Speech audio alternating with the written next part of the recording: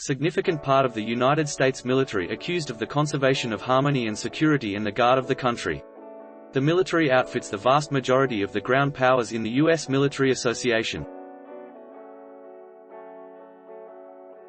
Beginnings in the American Revolution and Early Republic.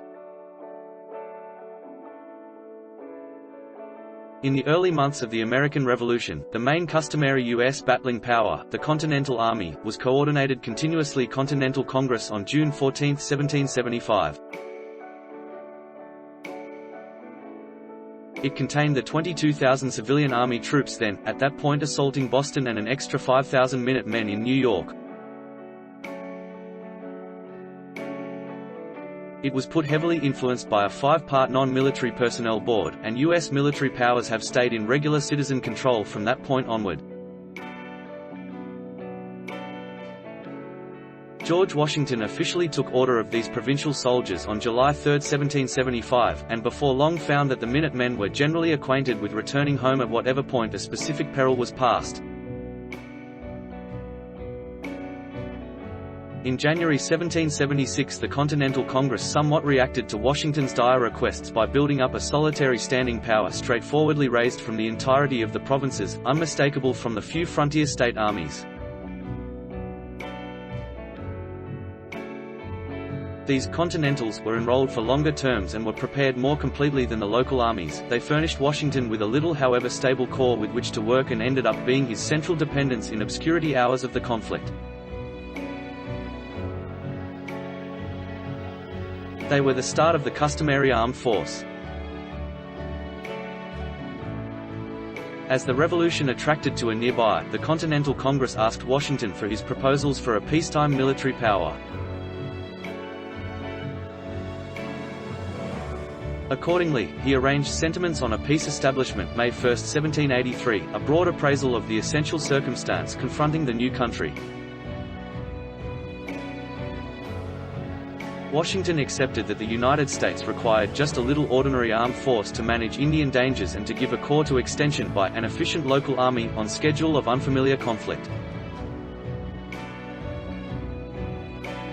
Rather than the free and various civilian army powers of the singular states, which had demonstrated so questionable during the Revolution, Washington suggested that the state contingents be coordinated as components of a solitary public civilian army so that all would be comparably prepared and He likewise suggested the improvement of war enterprises and munitions stockpiles, alongside the foundation of a tactical educational system. Congress overlooked this diagram for a public military approach, and on November 2, 1783, the whole armed force was disbanded with the exception of 25 privates to watch the stores at Fort Pitt and 55 to monitor the stores at West Point, Indian unsettling influences on the wilderness, in any case. At the point when Washington was initiated as president in 1789, the quantity of men in assistance was 595. The Constitution, 1787, put the tactical powers heavily influenced by the President as President, and in 1789 the regular citizen Department of War was set up to control the tactical powers. One of the principal errands Washington appointed to the Secretary of War, Maj. General Henry Knox, was to plan enactment for a tactical arrangement as illustrated in his sentiments. The essential component of this proposed enactment, foundation of a halfway planned civilian army framework, was dismissed by Congress in the Militia Act of 1792. Washington was, notwithstanding, ready to convince Congress to grow the little normal armed force to manage expanding Indian problems on the outskirts. Until 1812 the military went through quick times of extension and decrease, contingent on the promptness of the Indian and unfamiliar dangers. From a solitary regiment in 1789, it changed to 3 out of 1791, 5 of every 1792, in the wake of St. Clair's defeat, 9 out of 1798 during the XYZ affair and semi-conflict with France, 6 out of 1800, 3 out of 1802, and 11 out of 1808. During the War of 1812, the deficiency of the Militia Act of 1792 was unmistakably illustrated. An aggregate of around 60,000 men served in the customary armed force during the very nearly 3 years of war. This power endured the worst part of contention with around 70,000 British regulars, 2,000 proficient Canadian Volunteer Army, and around 10,000 Indians, a considerable lot of the remainder of whom were essential for Tecumseh's Confederation. At some time, almost 460,000 American Minutemen were under arms, yet barely any saw fight. Average of the individuals who saw activity were the 500 Minutemen at Bladensburg, Maryland, who were entrusted with safeguarding the public capital, however escaped in alarm after one volley from 500 British regulars. After the War of 1812, the standard armed force was decreased to 10,000 men, was even additionally diminished in 1821 to 127. It step-by-step rose to 958 by 1838, when the blend of the Second Seminole War and the development of the Western Boondocks made Congress approve an expansion to 577. With the finish of the Second Seminole War in 1842, in any case, the military was diminished to 613, involving more than 100 posts, and that was as yet its approved strength at the flare-up of the Mexican-American War in 1846. The Mexican-American War and the Civil War. One critical part of the Mexican-American War was the virtual deserting of the local army idea for war purposes.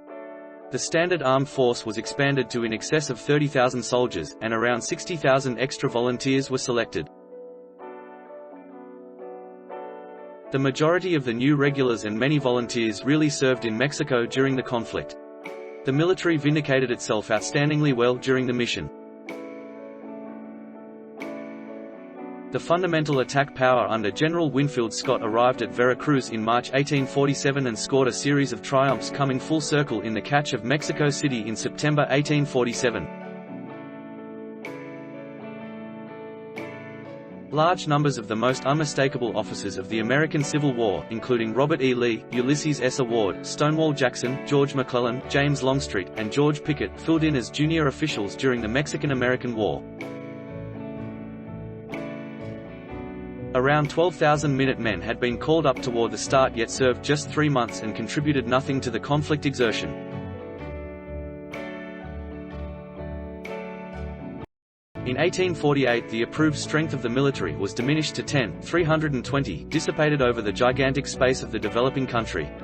The undertaking of managing Native Americans in the Far West, notwithstanding, got a slow increment strength.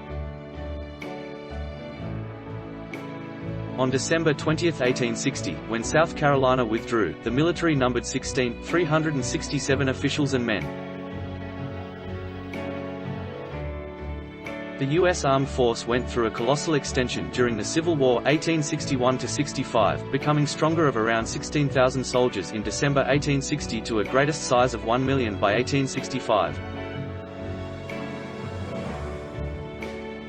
The Confederate armed force might have arrived at a strength of 500,000 soldiers at its tallness. The volunteer framework was again fill-in for the unfeasible state army idea, and most Minutemen filled in as volunteers in government administration. The two sides at first depended on willful enrollments, yet both had at last to turn to induction to keep up with their tremendous armed forces in the field. On July 17, 1862, Congress passed the Second Confiscation and Militia Act, which, in addition to other things, sanctioned the enrollment of African American troopers in the Union Armed Force. Black volunteers were at that point serving in the United States Navy and had presented with unique excellence. At the point when Abraham Lincoln gave the Emancipation Proclamation on January 1, 1863, enrollment of black warriors started decisively, and before the finish of the conflict almost 180,000 black soldiers had enrolled. Around 19,000 soldiers were positioned in the South to help the tactical legislatures of the Reconstruction time frame. In view of the danger presented by the standard of Maximilian in Mexico, General Philip Sheridan was shipped off the line with an enormous order. The rest of the military managed progressively vicious plains wars in the West. Doughboys abroad, the U.S. Armed Force at the turn of the 20th century. The military was all around prepared, in any case, since it saw practically steady battle administration in the Indian Wars.